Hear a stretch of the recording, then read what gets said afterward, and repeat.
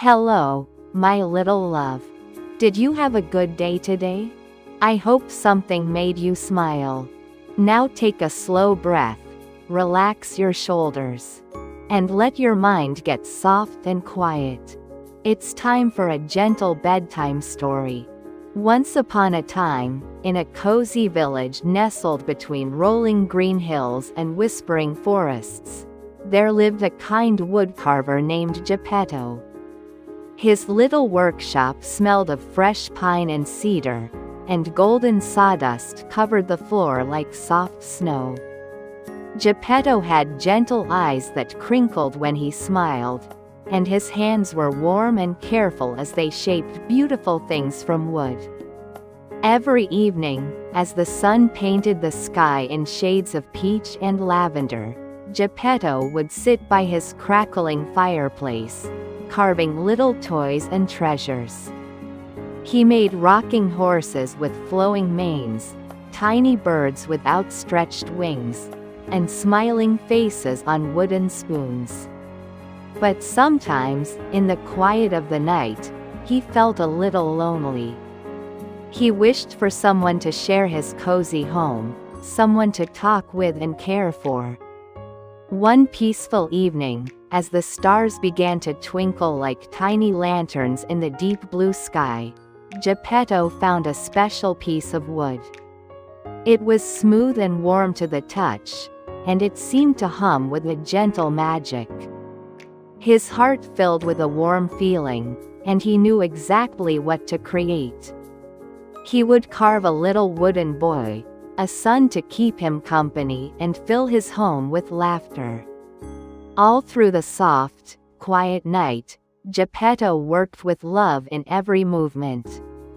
He carved a round face with rosy cheeks, bright painted eyes full of wonder, and a little button nose. He made arms that could reach out for hugs and legs that could walk beside him.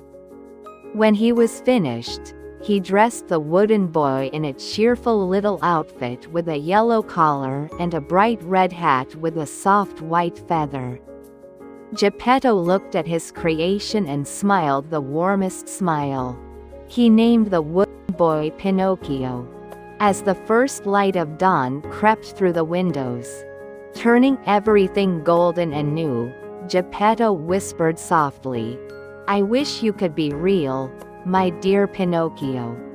I wish you could laugh and play and be my true son." Then, tired from his work, he drifted off to sleep in his comfortable chair, dreaming gentle dreams. That night, something magical happened. A beautiful blue light began to glow softly in the workshop, like moonlight made of stardust. The blue fairy appeared, floating gently through the room.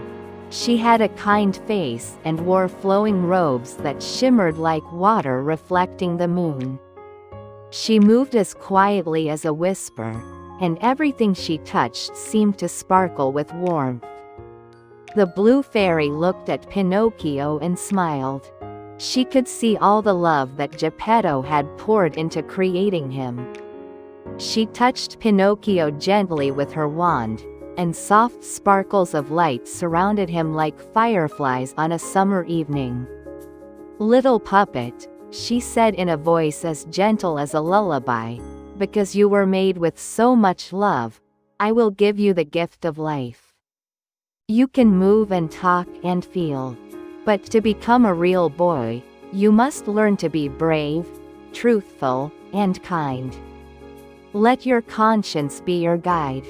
As she spoke, a tiny cricket who lived in the workshop's warmest corner woke up. His name was Jiminy, and he was a thoughtful little cricket who loved to think about big ideas. The blue fairy smiled at him. "Will you help Pinocchio learn?" she asked softly. Jiminy felt honored and proud. "I'll do my very best," he promised, adjusting his tiny hat. When Pinocchio opened his eyes for the first time, everything was new and wonderful.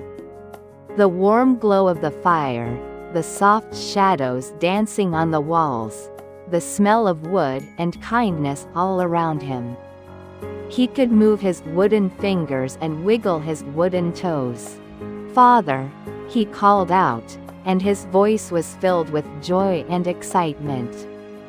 Geppetto woke up and couldn't believe his eyes.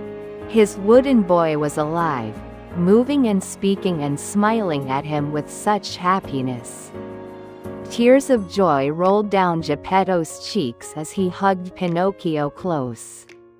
"My son, my dear son," he whispered. "You're here, you're really here." And Pinocchio hugged him back, feeling safe and loved in his father's arms. The next morning, Geppetto decided Pinocchio should go to school to learn and make friends, just like any other child. He gave Pinocchio a shiny red apple and a special book for learning. "Be good, my son," Geppetto said gently, kissing the top of Pinocchio's wooden head. "Listen to your teachers, be kind to others, and come straight home." Pinocchio promised he would, and he set off down the cobblestone path with Jiminy hopping along beside him. But the world was big and full of interesting things, and Pinocchio was very new to it all. On his way to school, he heard music, bright and cheerful, coming from a colorful puppet theater. Pinocchio had never heard anything like it. The sound pulled at his heart like a gentle current, and before he knew it, his feet were carrying him toward the theater instead of toward school. Jiminy called after him softly, "Pinocchio, remember your promise to your father," but the music was too enchanting. Inside the theater, Pinocchio watched the puppet show with wide, amazed eyes. The puppets danced and sang, and their strings made them move in such magical ways. The puppeteer saw Pinocchio and was fascinated by a puppet who could move without strings. For a moment, Pinocchio felt confused and unsure. But the puppeteer wasn't unkind. He saw that Pinocchio was just a child, new to the world, and after talking with him, he let Pinocchio go with a gentle warning to be more careful and to listen to those who care for him. Pinocchio felt a small ache in his wooden chest. He had made a mistake. He hadn't kept his promise to his father. Jiminy sat on his shoulder and spoke softly, "It's okay to make mistakes, Pinocchio. What matters is that you learn from them and try to do better." Pinocchio nodded, understanding a little bit more about what it meant to be good and true. But Pinocchio's journey wasn't over yet. As he walked toward home, feeling sorry for his choice, he met two characters who seemed friendly at first. A sly fox and a playful cat told him stories about a magical place where children never had to study or work, where every day was filled with games and treats and endless fun. It sounded wonderful to Pinocchio, who was still learning about the world. The place was called Pleasure Island, and without thinking carefully, Pinocchio agreed to go with them. Jiminy tried to warn him again, his small voice full of concern. But Pinocchio was too excited by the idea of adventure. On Pleasure Island, everything seemed like a dream at first. There were toys everywhere, sweet things to eat, and no rules at all. But slowly, Pinocchio began to feel strange. He noticed that when he wasn't truthful or kind, his wooden nose would grow a little longer. It was uncomfortable and embarrassing, and he realized it was a sign that he was moving away from becoming a real boy. Even more concerning, he began to notice that the other children on the island were changing. They were becoming less like themselves, more reckless and unkind. Pinocchio felt frightened and sad. He missed his father. He missed the warm, safe feeling of home. He understood now that the easy, thoughtless fun of Pleasure Island wasn't real happiness at all. Real happiness was being with people who loved you, keeping your promises, and being someone you could be proud of. With Jiminy's help, Pinocchio found the courage to leave Pleasure Island. It wasn't easy, but he was learning to be brave. They traveled back toward home, and with each step, Pinocchio felt lighter and more hopeful. He wanted to see his father again. He wanted to say he was sorry and promised to do better. But when Pinocchio finally reached the village, he discovered that Geppetto's little house was empty. A kind neighbor told him that Geppetto had been so worried about Pinocchio that he had gone out to search for him. The old man had even taken a small boat out onto the wide, gentle sea, hoping to find his son. But a great, enormous whale had appeared, and in the confusion, Geppetto's boat had been swallowed up. Pinocchio's heart broke with sadness and worry. His dear father, who had created him with such love, was in danger because of him. Without hesitation, Pinocchio knew what he had to do. He had to be brave. He had to save his father. "I'm going to find him," Pinocchio said with determination, and Jiminy stood by his side, ready to help. They journeyed to the edge of the peaceful sea, where the waves rolled in like soft breaths. Pinocchio dove into the water, swimming deeper and deeper into the blue-green world beneath the surface.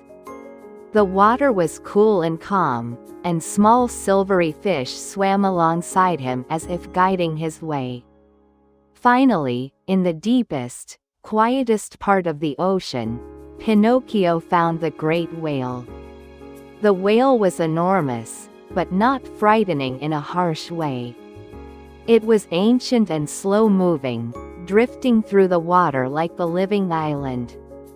Inside the whale's great belly, Pinocchio found his father's boat, and there, sitting in the dim light that filtered through, was Geppetto.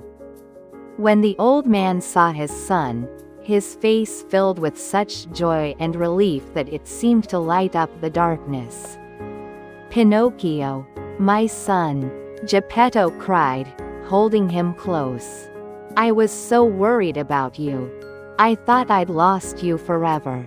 Pinocchio hugged his father tight, tears streaming down his wooden cheeks. "I'm sorry, father. I made so many mistakes.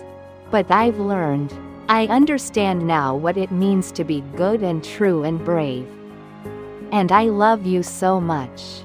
Together, they realized they needed to find a way out of the whale's belly. Pinocchio remembered something Jiminy had told him, that being brave doesn't mean not being scared.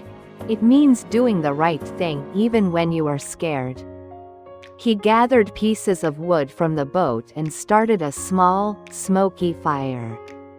The smoke tickled the whale's insides, and with a great, gentle sneeze, the whale opened its enormous mouth. The rush of water carried Pinocchio and Geppetto out into the open sea. They held onto pieces of the boat, and with all his strength, Pinocchio helped his father swim toward the shore. The journey was long and tiring, but Pinocchio didn't give up. He thought of all the love his father had given him, and that love gave him the strength to keep going. Finally, they reached the sandy beach. Geppetto was exhausted but safe. Pinocchio was tired too, lying still on the warm sand. The waves whispered softly beside them, and the sun began to set, painting everything in gold and pink. As Geppetto held his brave wooden son, something miraculous happened. The blue fairy appeared once more, her soft light surrounding them like a warm embrace. She looked at Pinocchio with pride and tenderness. "You have learned, dear Pinocchio," she said gently. "You have been brave when it was hard. You told the truth even when it was difficult. You showed kindness and love, even when it cost you something. You are ready." She touched Pinocchio with her wand, and the most wonderful magic began. Pinocchio's wooden body started to change. It became warm and soft. His wooden heart began to beat with a real, steady rhythm. He could feel the breeze on his skin, the sand beneath his fingers, the warmth of the sun. He looked at his hands and saw real skin, real fingers. He was a real boy. Geppetto wept with joy and held his son close. Pinocchio could feel his father's heartbeat, could feel the warmth of his embrace in a whole new way. "Thank you," Geppetto whispered to the blue fairy. "Thank you for this precious gift." The blue fairy smiled. "The gift was always in Pinocchio," she said softly. "I only helped him find it." And with that, she faded like morning mist, leaving behind a gentle sparkle in the air. Pinocchio and Geppetto walked home together as the stars began to appear in the twilight sky. Their little house welcomed them with its cozy warmth, and the fire in the hearth crackled happily. Jiminy Cricket settled into his favorite corner, content and proud of his friend. That night, as Pinocchio lay in his small, comfortable bed for the first time as a real boy, Geppetto sat beside him and told him how proud he was. "You are my son," Geppetto said softly, stroking Pinocchio's real hair. "You always were, from the moment I carved you with love. But now you understand what it truly means to be real, to be good, to be brave and true. And I am so very proud of you." Pinocchio smiled, feeling sleepy and safe and deeply happy. He had learned that being real wasn't just about having skin and bones. It was about having a good heart, about loving others, about being honest and brave and kind. And as he drifted off to sleep, with his father's hand in his, he knew he was exactly where he belonged. The house settled into peaceful quiet, the fire glowed warm and low, and outside, the stars watched over the little village like loving guardians. Inside, a real boy slept deeply, dreaming gentle dreams of tomorrow and all the good days to come, held safe in a home filled with love. "You did well today, my little love. Now let your eyes grow heavy, and let the night wrap around you like a soft blanket. Sleep well, sweet dreams, and rest deeply."